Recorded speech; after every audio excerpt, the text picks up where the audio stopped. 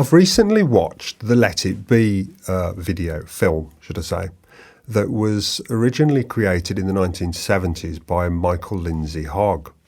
Now, having watched the Get Back documentary that was done by Peter Jackson, I found the Let It Be video. Now, I'm just commenting on the direction of it and the film side of it rather than the quality and the Beatles. Nobody could say that the Beatles aren't brilliant, because they are, and I love the Beatles. I always have done, since I can remember anyway.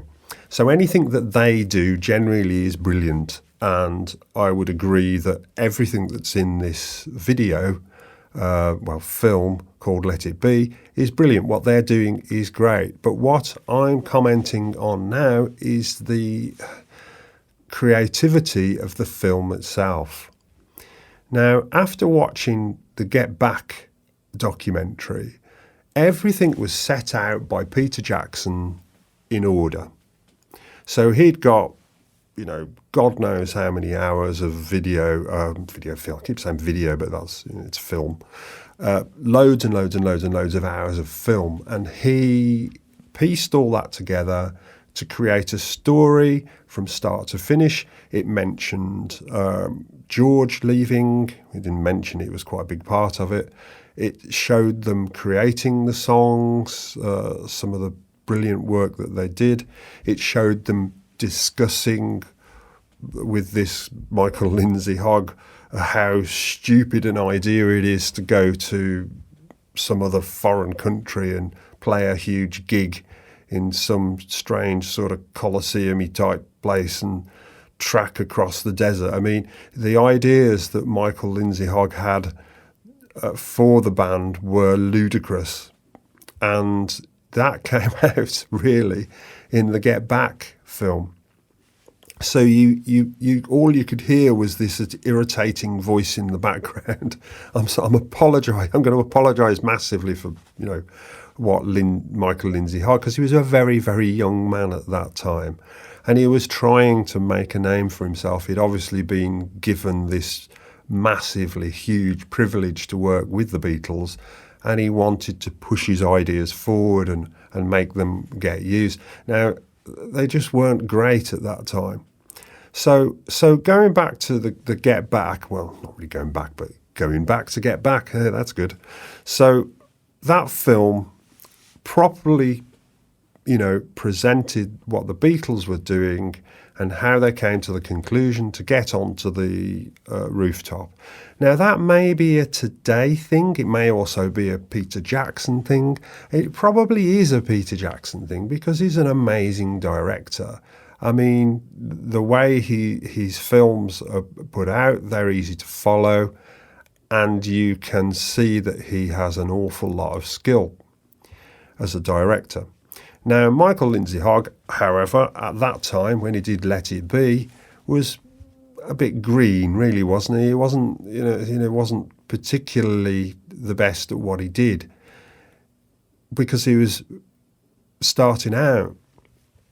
So he put this film together, and he put Let It Be together, and he took all the bits and pieces of the film that he'd taken and strung them together to make some form of a story. But he missed out so many pieces of the jigsaw. He also put the band, he'd have sort of video, I keep saying video, don't I? Film of the band playing a song, and then film of the band playing the same song on a different day in the same take, thus completely messing with the timeline and not making any sense. So the film itself, suddenly they ended up on a rooftop. There was no explanation as to why they ended up on the rooftop. I think maybe you were supposed to just guess that that's where they were supposed to end up, but obviously it wasn't. There's no mention of anything happening with George Harrison. He didn't leave the band as far as that film's concerned. But so from a storytelling perspective, what I'm trying to say about Let It Be is it's terrible. But, and I'm going to contradict myself slightly here, as a piece of documentation, in other words, documentary for the Beatles, the way that it shows them and the quality of the film, when I say quality, I mean picture quality of the film, and the audio quality of the film is superb. So am I saying don't watch it? No, I'm not saying don't watch it. I'm saying watch it, but be prepared for it not to make any sense whatsoever if you've watched Get Back. Now, if you haven't watched Get Back, what I recommend you do is watch Let It Be first. So you watch that film because it's all been completely restored beautifully by Peter Jackson.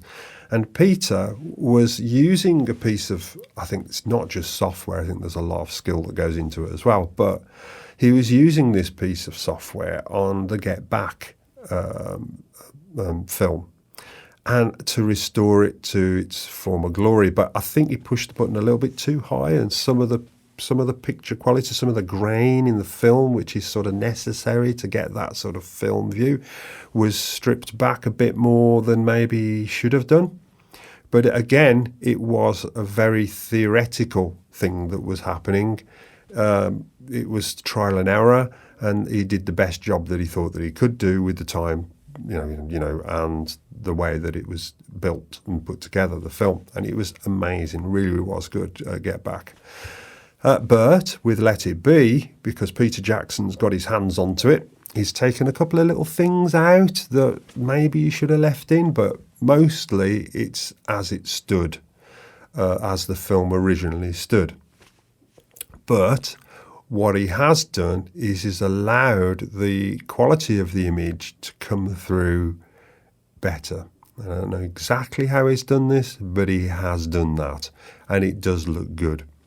So all you Beatles fans out there, like me, watch Let It Be and then watch Get Back, because Let It Be will leave you confused as to what the hell was going on, but it won't, because you're a Beatles fan and you know what was going on anyway. And then Get Back will explain the whole process for you and clear up all those little things that were left undone in Let It Be. So watch both, but if you haven't watched the Get Back one, watch Let It Be first. Okay, hope you've enjoyed this video. Thank you very much. Goodbye.